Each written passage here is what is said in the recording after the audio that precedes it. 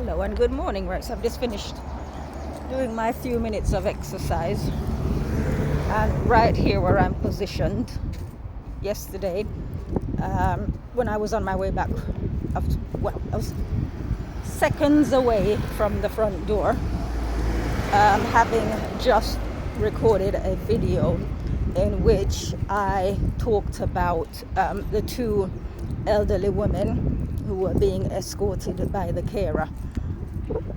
And I was talking about not having anyone to look after you when you're older. So the best thing really, even though I might have not said it, what I was saying was the best thing is to take precautions and look after, number one, make sure you stay healthy, because you could be all that you've got left. I know when it comes to my time, I will be all I've got left. So it is in my interest to stay fit and healthy. So anyway, so just positioned right there by the front door, I met a couple of the neighbors, which was the flip side of meeting the carer with the two elderly women. So this was a man, I don't know how old he is, but I would say he's in his 50s, at least in his 50s, maybe 60s, with his elderly father, who is very sprightly, a very sprightly 90-something year old, with all his faculties. And they were going shopping. They lived together. So that man, that elderly man, not only does he have his own health, but he has his son on standby who is looking after him very well. So I just thought it was interesting that I managed to get the flip side moments after encountering, like I said, the two women who didn't have anybody clearly to look after them. And not so much anybody to look after them, who weren't able to look after themselves. And I could see that neither of them were sort of in the same age bracket as this gentleman, that they were nowhere near 90. I would say more 80s, and that's pushing it, right? So I know there are people who think I'm vain and obsessed and self-obsessed, whatever. I bet my sister doesn't think that, right? I say from time to time, whenever I get into conversation with people who wish to challenge me, that were it not for the fact that I've always invested in looking after myself, and as I will say to people, if you do your part, I said this to the two gentlemen yesterday, the two neighbors, if you do your part, God will do his part.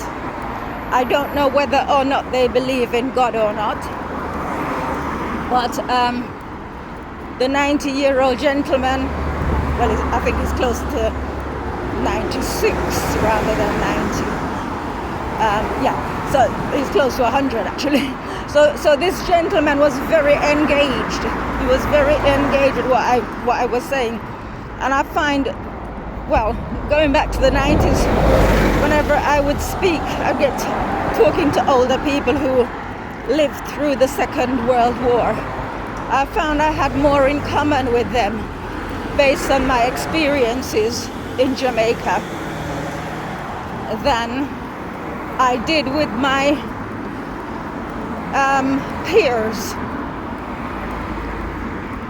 People of my generation. I don't really have much to do with them anyway. But I mean, that's not a deliberate choice. I tend to gravitate towards people with whom I have things in common, and I have found that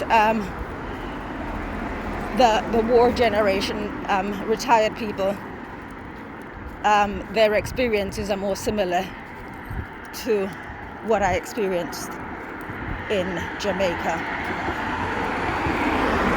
In other words, we didn't have a soft life. So it's kind of sad, not sad for me, but sad when people end up in a situation and then realize where they went wrong. I do believe in foresight. I believe you can plan ahead. This is what, God is there, and God can give inspiration, and God can warn us of things to come and so on. And I do believe, like for example with my exercises, they are all inspired.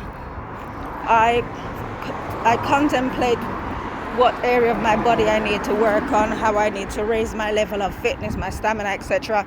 And I receive the inspiration that I need. But it doesn't just come to me. I'm not just sitting on my lazy backside waiting for God to wave his magic wand. He knows I'm willing to do the hard work. This is where we sort of had conflict the other day when I got sick, and I came to an understanding that he didn't want me to go to the gym. Let me dress back slightly, and I'll go into that slightly. So having not been to the gym for a while, I went yesterday and I could gauge the energy, and I can understand that it's like the boiled frog. If you're sort of in that environment, you end up boiling without even realizing that you were in the pot in the first place. So I could understand why I got sick at that point and for so long, so I wasn't able to go. But now that I gauged it yesterday, and it was okay, but it's not okay. So, well, I can't go into this because this is a different video, because we're going to start talking about tea tree oil now for my hair, because like I said, I joined the gym specifically to use the sauna for my hair. But I bought a bottle of tea tree oil yesterday, so I'm currently experimenting to see if that will take care of what the sauna was there to take care of. But we'll see, because then I won't need to go back. Unfortunately, everything is spiritual. Everything is spiritual. And if for me, if my spirit doesn't feel comfortable, or if there's danger, then I will keep apart. It is unfortunate, but it's better to know these things in advance than to go and find yourself embroiled in something. So that's it really. But my little exercise sessions are working very well, and I've said that the aim was to exercise every day for this year. I haven't, because as just said, I got sick, so I couldn't. There were days, weeks when I didn't do any exercise, but God knows that I was willing to do it, and where we fall short through no fault of our own, he makes up. So here's to hopefully for the rest of the year he will give me good health, or permit me to be able to carry out my program as I planned. So basically, each month I'm working on a different area. So it might be like February was about drinking water, because water is something that I need to get engaged with more. So that was about drinking water in February. It's the shortest month. This month, behind me, lemons. So this month I'm having a lemon a day and doing those exercises on the steps. So I'm not going to completely forsake them. What I will do, I will reduce and then go on to something else, and just keep working like that, instead of sort of like doing an all over body exercise once, twice, 3 times a week, or however often. For set X amount of hours, I will just do what I need to do, and hopefully God will do his part. But inspiration is real. Nobody needs to sit there and say, I've tried everything, nothing works, I'm in despair, etc.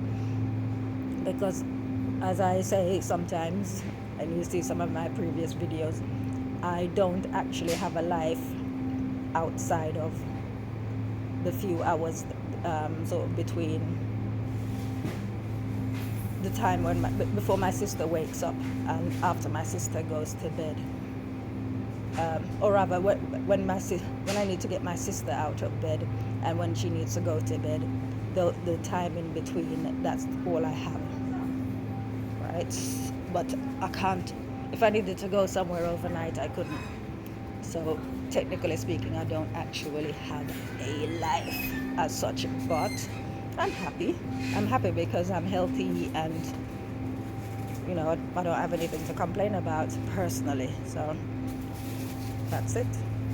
And I expect God to compensate me at such a time when I get my life back. Anyways, I'm gonna leave that there because I'm kind of rambling.